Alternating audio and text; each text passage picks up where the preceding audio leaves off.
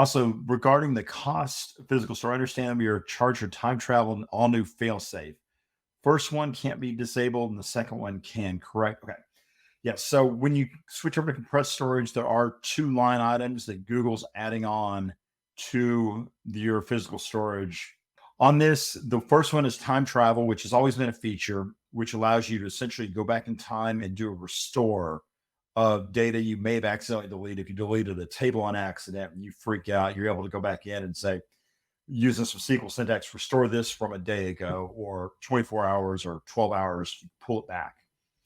And this is still around. By default, it's 7 days of usage.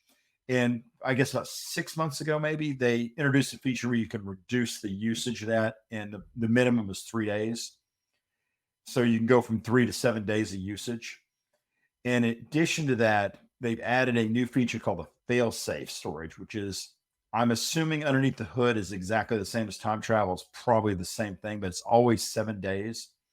So if you realize that 6 days ago you accidentally deleted a table or a data set or some critical data, you're able to file a support ticket with Google and they can restore back the data from up to 7 days ago for you.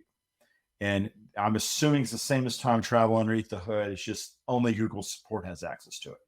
But they do bill you for these storage costs, either in the active or long term, depending upon how long the data has been stored.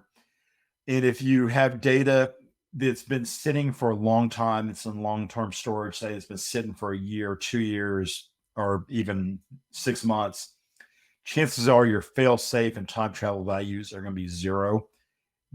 From what I've seen on a lot of customers, fail safe and time travel, the only times those values actually get up there is on data you're constantly doing updates on, merges on, or you just recently inserted it within the past 7 days. So a lot of times those will be your cost savings, and those values aren't going to be much unless you're adding data or operating on it quite often.